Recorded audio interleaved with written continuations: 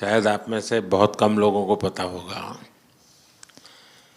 कि जब मेरे मन में वक्फ के एक्ट पर काम करने का विचार आया तो सबसे पहले मैंने सैयदना साहब से सलाह मशवरा किया।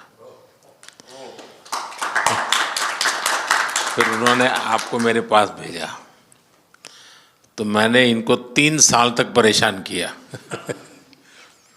कि आप ज़रा इसको अपने तरीके से देखिए, आप अपने लीगल एडवाइस लीजिए, मुझे ड्राफ्ट दीजिए।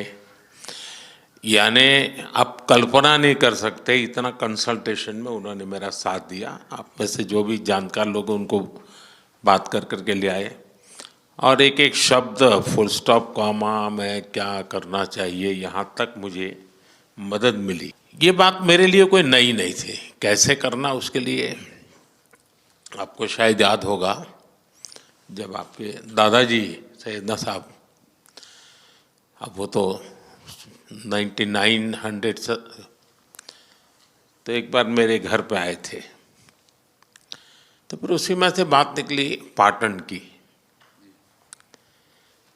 अब एक व्यक्ति इस वक़्फ़ के नाम पे आप लोगों के लिए वो सबसे बड़ी श्रद्धा की जगह है, उसको दबोच के बैठा हुआ। अब मैं भारी कोशिश की मैंने खुद ने,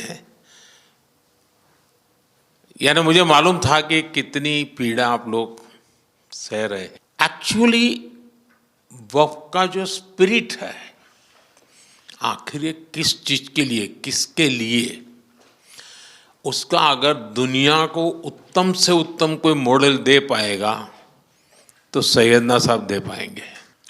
लेकिन अब नई व्यवस्था में कानून के तहत तो दुनिया देखे, क्योंकि देखिए कल तक वक्फ के नाम पर क्या हुआ और अब देखिए कैसे हो सकता है। और जब गरीब से गरीब इंसान की दुआ मिलेगी तो उसकी ताकत अनेक गुना बढ़ जाती है जी। हमारा काम है ऐसे लोगों के हाथ में अधिकार देना, ऐसे लोगों के हाथ में व्यवस्था देना। तो इसके लिए हम इतनी बड़ी लड़ाई लड़ रहे हैं। वीडो जो है, महिलाएं हैं, उनके साथ बहुत नाइंसाफी हो रही है जी। हमारी कोशिश है कि उनको कोई न्याय मिले, उनकी भविष्य की। अब कुछ परिवारों को पता नहीं होता है, संपत्ति ऐसे ही वक्त को करवा देते हैं और बैठ जाते हैं कुछ लोग। तो मेरे पास ये कानून तो बाद में बना, पहले राउंड में जब मेरे पास रिपोर्टिंग आया, जब मैं यहाँ 19 में जीत करके आया तब मेरे पास आया 1700 से ज़्यादा मुस्लिम समाज की शिकायतें थी कि भाई हमें न्याय दो, ये वक़्फ़ वालों ने हमारे साथ ये किया है। उसमें ज़्यादातर बहनें बेटियां थी। तब जाकर के मैंने कहा भाई रियलिटी क्या है खोजो। तो ये रातों रात नहीं आया जी, लगातार 5 साल तक हर बारीक चीज़ को कोशिश की समय। फिर उसमें से मुझे बहुत पहले बड़े सैयदना साहब से काफ़ी बातें मेरी होती थी, तो मुझे मालूम था कि बोहरा समाज हो या शिया मुस्लिम हो, उनको तो और मुझे अहमदिया को और मुसीबतें हैं।